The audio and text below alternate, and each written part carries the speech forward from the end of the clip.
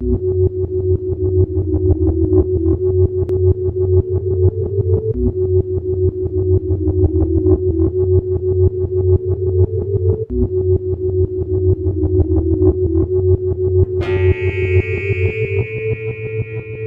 for those who have been here, the two previous presentations, this project is going to be different in how it's positioned in the Nanoterra program, because it stresses the nano aspect of Nanoterra much more than the engineering aspect. So as the name says, this project is about probe technology. Probe technology that was developed out of the AFM, the invention of AFM. This is a probe that is about 20-some years old, made from IBM, and what you see is a cantilever as it was used in AFM, and pretty much is used in pretty much the same shape and type, made out of silicon. So it's some 100 micrometer long structures, very flexible with a very sharp tip. This is a probe, and this project is about applying the benefits of these technologies to biology. So this is what you heard this morning in the plenary talk. This is an example of the synergy of nanotechnology and bio. And the goal is to exploit the benefits of these technologies and its huge sensitivity, because this cantilever here bends pretty much to every influence that is in its environment. It bends to force. This is what the force microscopy does.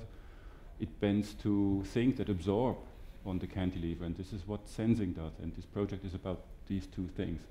And then additionally, the tip gives it a high lateral resolution, so it allows us in certain applications in biology to target the area on your biological samples that you wish to investigate. Then we apply that to biology, and more specifically to cancer research, to oncology, which is, as everybody knows, a very nasty disease, which is the second most often cause for death after cardiovascular diseases.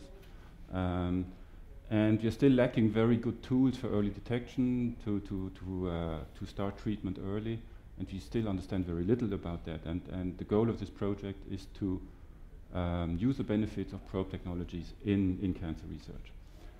So this obviously needs many talents, so I'm just the one who gives the talks, but we have people who know a lot about probe microscopy, a lot about machining at EPFL in Lausanne and in Neuchâtel, optics for the readout, I mentioned that a little bit, biochemistry, the understanding of the chemical species on cell membranes, for example, lots of talent in cancer research, all gathered in the Arc Lémanique in the Lausanne area, from the LISER and the University Hospital in Lausanne. And then recently in an extension, also the Philippe Renaud joined the team with his expertise in fluidics. Now, this project actually has two components. This was suggested by the PEN from the Fonds National to put these two together and to make one major project out of that.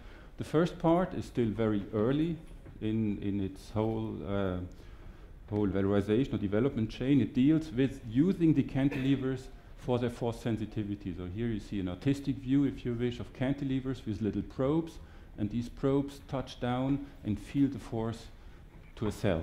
And this probe is about, this part of the project is about probe arrays, so many of these, for force spectroscopy, in order to measure the forces and measure the nanomechanical properties of cells. Okay, so as I said, this is very early. We use many cantilevers to improve statistics. So all these cantilevers will do the same thing, but improving statistic on that is very important. And what we target there is application in R&D environments, and eventually in environments that do screening based on cell-based assays. So whenever you do assays on cells and you want to see and measure the behavior of cells as a response to what you are modifying in your assay, then this could be a very valuable tool.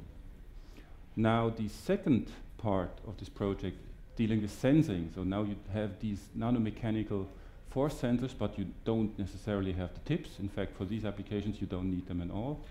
And these are cantilever arrays. They're more often one-dimensional, and they bend because something absorbs on them, right? So this is really a nanomechanical sensor.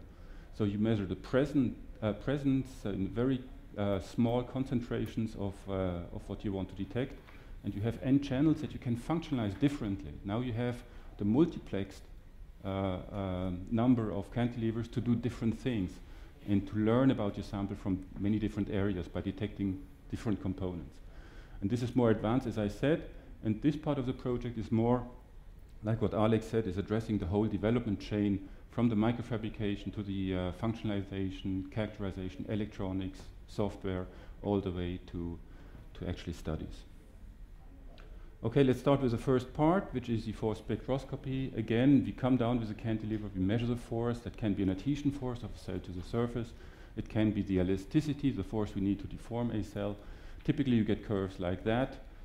This is a distance of the cantilever to and from the sample, and this is a forced field. So typically you come in, the cantilever is bent, you come back, and then you have some adhesion forces, and out of this, the behavior, the characteristic of this curve, you can learn things about the adhesion protein of the cell membrane, and so forth. Again, you need statistics, and you need to change actually the setup of this whole AFM technology quite a bit, because now you're working in arrays, in liquid environments, so you have to change the readout system to optics that allows you parallel readout. You have to develop microfabricated cantilever arrays. And last but not least, you have to make sure that you have also cell arrays available to position cells, live cells on the sample that they can be measured. Though this is addressing problems in oncology, as I said, different stages.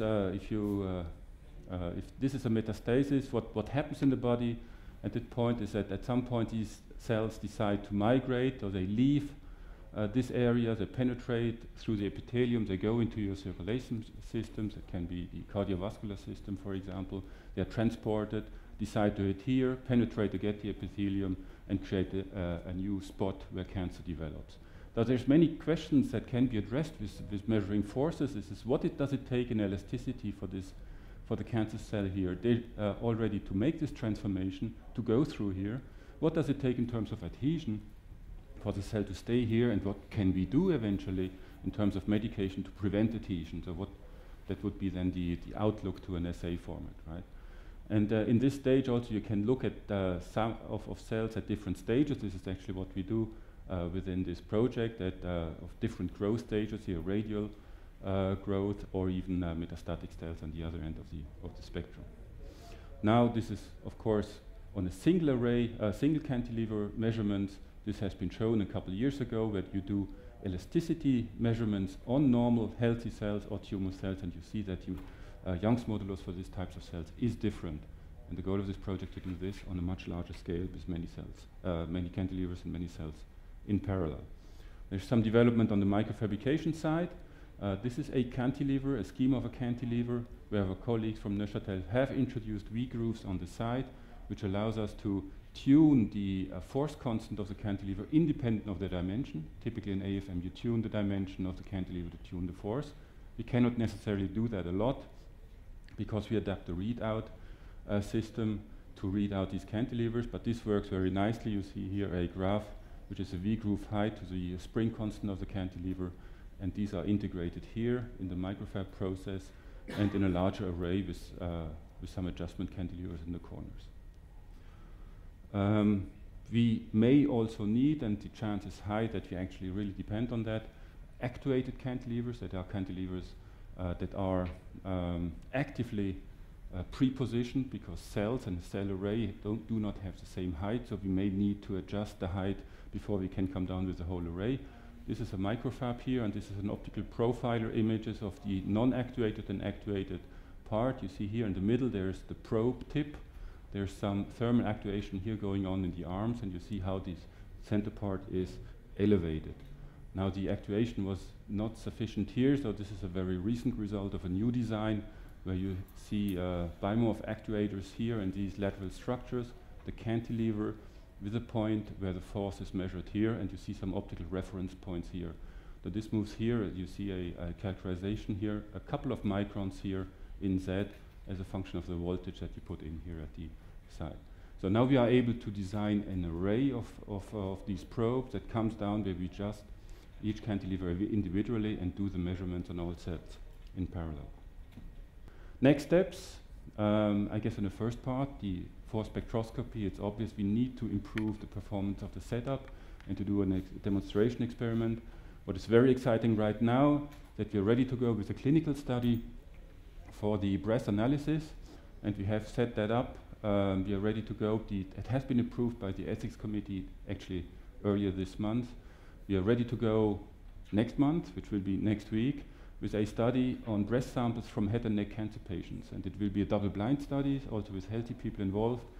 The objective is to identify cancer out of the breast in a sensitive way and to track drug treatment for those who are already in treatment. So there's patients before and after treatment, and we hope to see an effect in the analysis of the breast. And all this is done, obviously, not only by technologists, that would be too dangerous, I think, but this is from with experts out from within the consortium. With that, I'm in the end, and since I didn't show the collaborators, here's a picture of the collaborators in the project. Thank you very much.